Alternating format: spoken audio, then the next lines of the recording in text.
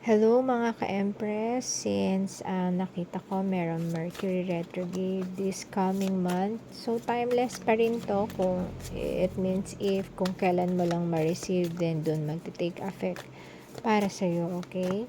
So, we'll see kung saan tayo dapat mag-focus. I am the dreamer of my dream. My vibes speak louder than my words, okay? So, yung dream and yung vibes, may kinalaman daw, makaka-apekto. Okay, tingnan natin. So, tingnan natin kung ano yung current situation ng mga susunod na araw. Maaari itong sa susunod na month kasi yun yung nakalagay na month para sa Mercury retrograde. So, lahat ng worst expect natin, and if maganda itong reading natin ngayon, then yun ang i-absorb natin, okay? So, hindi tayo ng nagiging ayan, King of Wands, Eight of Wands, Queen of Pentacles, okay. So, mukhang maganda naman. Six of Wands, see? Kung ano man ang mangyari dito, ito yung magiging potential outcome. So, kung ano man ang ma-encounter natin dito, problema or sigalot, etong dream na to, makukuha pa rin. So, ayan ang nakalagay dyan. Okay, guys. Eto, King of Wands, etong maaring eto yung person mo, etong person na to, maalam na to sa buhay, experience na to, practical, very passionate siya sa lahat ng ginagawa niya, sa lahat ng gusto niyang gawin, okay? And if ikaw to, Queen of Pentacles, ikaw naman, very established ka na financially, and marunong kang mag-alaga ng iyong finances, and yes, generous ka din, okay? So, maaaring yung iba sa inyo, if career ito na nahinto, no? Huwag kang huminto. Etong dream na to, makakamit mo din with certain vibes. Ayan, my vibes speak louder than words. So, yung mga vibes talaga, nakaka-apekto rin yan sa ating manifestation, okay?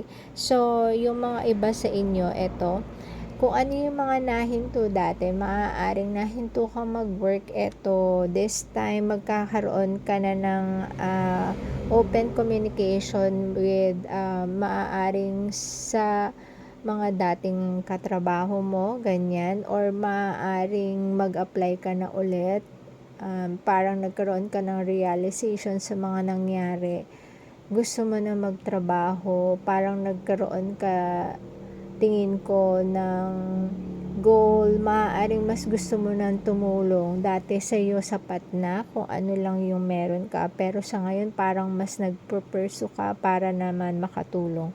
So, if relationship naman ito, yung mga nahinto na mag-usap, na hindi na lang biglang nag-usap, nagkibuan, dito nakalagay, mai-stop na yung communication, bigla na lang kayo mag-uusap. Ang nakikita ko dito, yung mga naapektuhan malamang. Siguro maraming mga tao na hindi nag-uusap before, sa neighborhood nila na lang. Pero nung nangyari yun naman na nag-open sa kanila ng chance para makapag-communicate na ulit. Okay? So, yung mga, sabi nila, yung mga Mercury retrograde, merong mga negative na effect sa atin. Pero minsan kasi kung ano yung mga sakuna, yun yung nagbubuklod sa atin, hindi ba? Kahit na sa pamilya, minsan hiwa-hiwalay pagka puro mga careers ang pinag-uusapan. Minsan naghihiwa-hiwalay na sa sobrang busy. Pero pag may mga nangyari na medyo hindi maganda, doon naman sila nagkakabuklod-buklod and nag-uusap-usap, hindi ba? So, hindi lahat ng, minsan yung mga problema, mga sakuna, yan yung nagbubuklod sa mga tao eh. So, tingnan natin kung ano yung magiging energy mo. Okay. The wheel, ayan. The wheel. So, yung mga naka-experience ng hindi maganda, maiikot din, may ikot na. So, maayos nyo din yan and maaaring masigit pa kasi mas pursigido ka ngayon kumilos eh. Ayan. Ayan, Ace of Pentacles. So, maraming mga opportunities ang nandyan. Since open na ang communication, marami ka ng tingnan nyo naman, kanina nandito lang siya pero pag ano natin siya pa rin, so siya talaga yung lalabas, okay?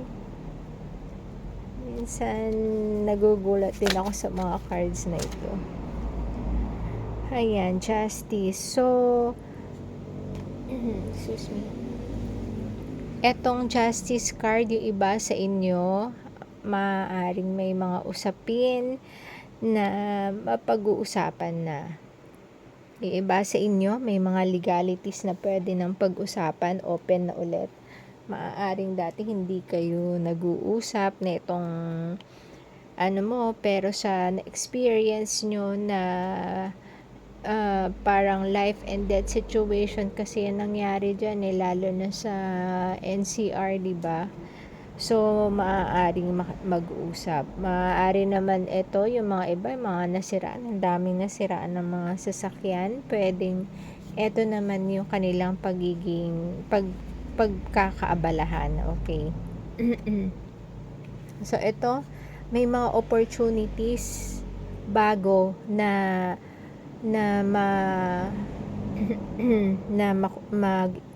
matatanggap. Okay. So, maaaring yung iba, yes, pwede rin na yung mga insurance companies, lalo na yung mga bagong sasakyan, pwede nilang palitan yun once na naka-insured siya. Or pwedeng palitan ng pera kung naka-insured siya, okay? Yung iba naman, maaaring bumili na lang ng mga bagong mga gamit, kahit na ano, hindi naman, pero ito kasi parang asset to eh, malaking bagay, or maaari din yung iba maliliit na bagay, maaari iba nasira siguro yung phone, ganyan, kahit sa simpleng ganon. Eto rin yung pwedeng mangyari, okay? So, ito, Wheel of Fortune, ibig sabihin, yung kung ano yung nangyayari or nangyari na, maiikot na siya. So, maiikot na ang iyong kapalaran. Ayan. Sa mga nakaka-experience ng hindi maganda. Ito, tandaan na after ng kahit na anong sakuna, problema, kasi yung mga iba, oo, nag-suffer sa ganun katinding situation, pero yung mga hindi naman naapektuhan, meron din eh, kasi ito yung energy na dala nga daw, sabi ng Mercury. So, lahat, maraming madidelay, yan, na-experience natin, maaaring yun na yun, yung katulad dun sa mga flights na na-delay, yan. So, maraming mga pangarap na na-delay, na apektuhan, ayan.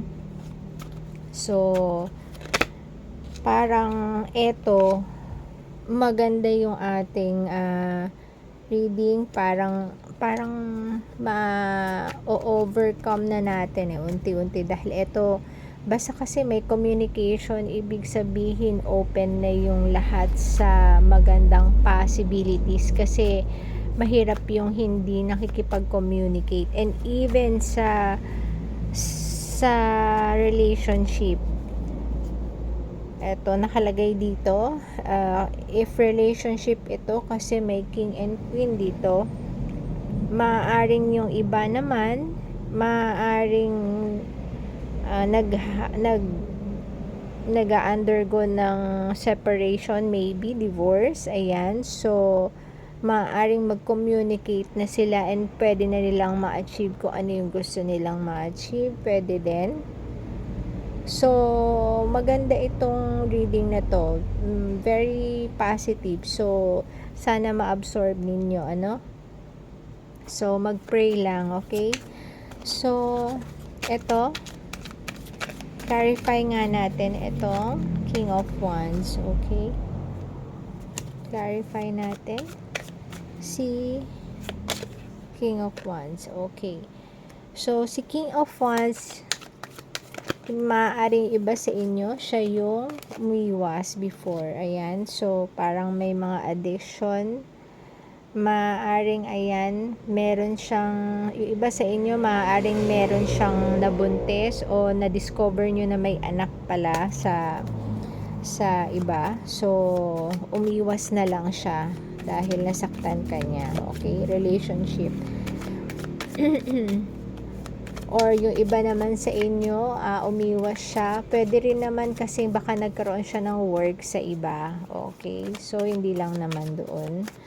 So, ito, 8 of Wands, ayan, 8 of Wands, Ace of Cups. So, etong communication na to na mangyayari, Ace of Cups, mapupuno ng, sa umpisa pa lang, parang may concern na, ayan. So, iba yung dating kapag concern yung kausap mo talaga sa pinag-uusapan nyo, hindi ba? Mas may mararating, ayan. 4 of Cups, ayan. So, eto yung, ayan, King of Cups, maaring kung siya yan, maaring kung siya yan, or ito nakalagay dito, bago. So, kung ikaw ito, merong isang bagong proposal na lalapit, okay? So, etong Ace of Cups na to, maaaring hindi siya, maaaring ito, lumisan siya, magkakaroon kayo ng communication, pero yung iba sa inyo, either makakatanggap pa lang din, kasi dito siya lumabas, makakatanggap pa lang din ng message or proposal from someone na merong nararamdaman for you, and parang gusto niyang magkaroon ng commitment sa'yo, kasi 10 of Pentacles, okay? So, clarify natin yung Queen of Pentacles, ayan. Clarify natin yung Queen of Pentacles.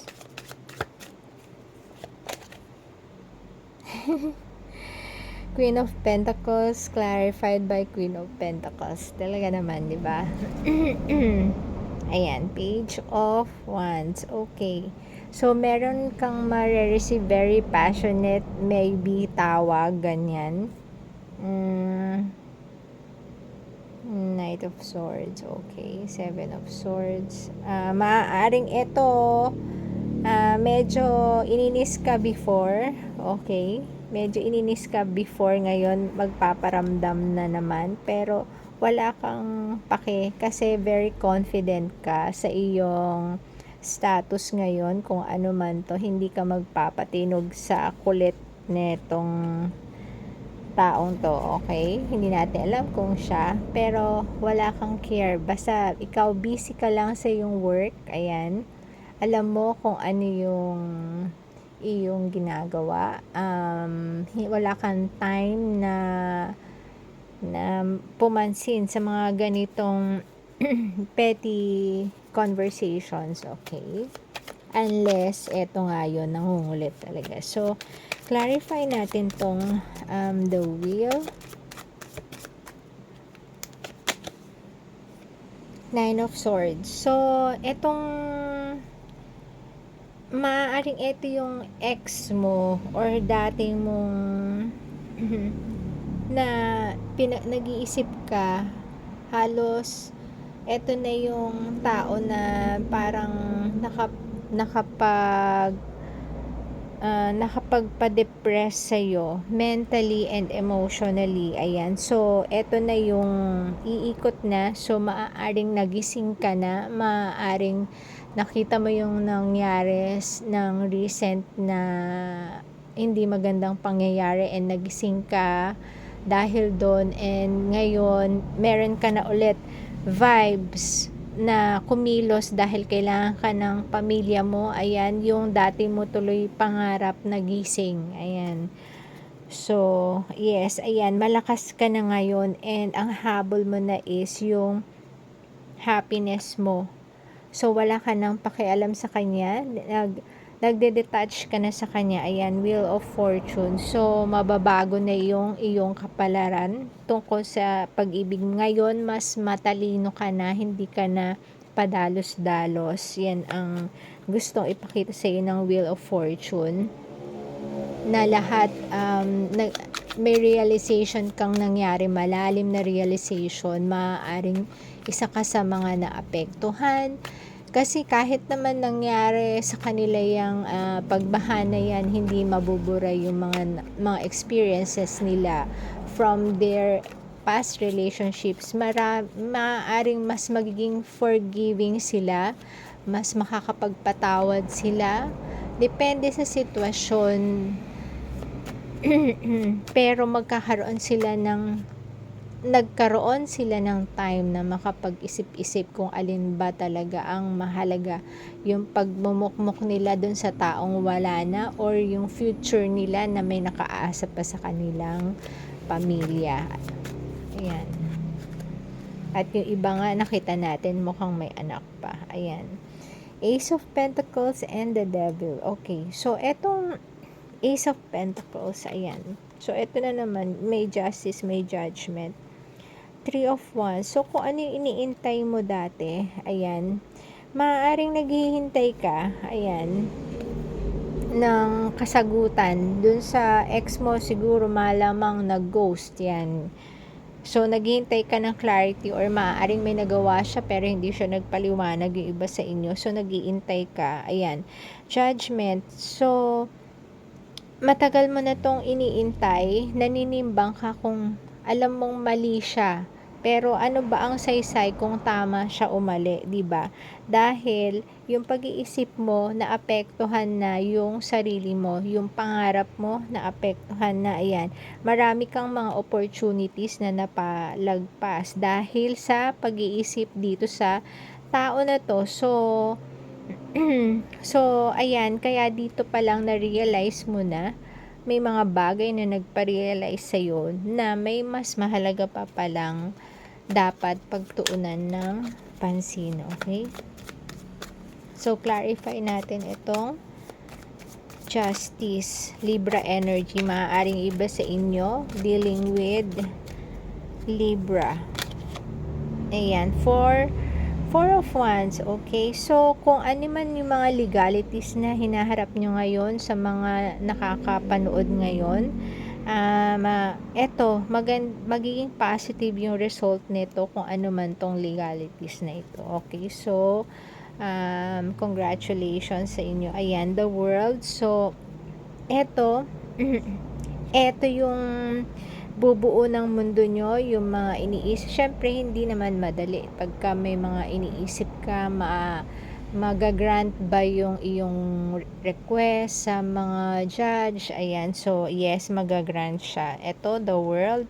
So, yung mundo, mafe-feel mo magiging masaya ka. Ayan. Knight of Pentacles. Ayan. Four of Cups. Ayan na naman sila. Madaming mga doors ang mabubuksan sa iyo. Maraming mga offers ang matatanggap mo. Ito, mga permanent pa to. Ito, mga offers na to. Hindi to yung parang mga O sige, yung mga iba, mga one night stand, hindi. Ito yung mga long term na maaaring relationship. Pwede rin tong contract sa work ang mga marireceive nyo ngayon na pwede pa yung iba sa inyo baka makapag-travel pa around the world, literal na the world to. So, malaking pagbabago ang idudulot nito sa buhay mo. Ayan. So, lawakan mo lang ang iyong pakiramdam. Ayan. Clarify natin tong 6 excuse me, 6 of Wands. Clarify natin yan. 6 of, ayan, oh. Ito yung, ang ganda naman ng reading na to, 'di ba? 6 of Wands, magtatagumpay ka, and ito talaga yung pinapangarap mo, ito yung magiging masaya, ito yung talagang wini-wish mo sa buhay mo, ito yung dream mo na matatanggap mo. Ayan. Ayan. So, ayan, no, ang ganda naman. So, lahat na, kung ikaw naghihikahos ka ngayon, kahit sa affection siguro ng partner mo, para kang pulubi na nagmamakaawang bigyan ka ng attention, matutuldukan na. Ayan. Kasi meron mga bagong darating sa iyo na bubuo ng mundo mo. Ayan. So, ayan, merong tao, ayan, ito yung mga tingin mo nanloko sa'yo, mga nagpahirap sa'yo, mahihinto na. Ayan, ayan, no? Ang ganda. Ang ganda-ganda ng reading na to. Ewan ko ba, pag etong card na to ang gamit ko, ang ganda talaga ng reading niya. Ang ganda ng vibes niya. So, eto, my vibes speak louder than my words. So, kung mararamdaman mo yan pagka may magandang parating na, gamitin mo lang ayun na yun, okay? So, gamitin mo talaga yung pakiramdam na yan. So, ayun mga ka-Empress, sana magsilbing gabay ito sa inyo, and eto, vibes, good vibes para sa inyo, okay? So, ayun po muna, and ingat po pa rin palagi, at lawakan ng pakiramdam. Thank you and God bless.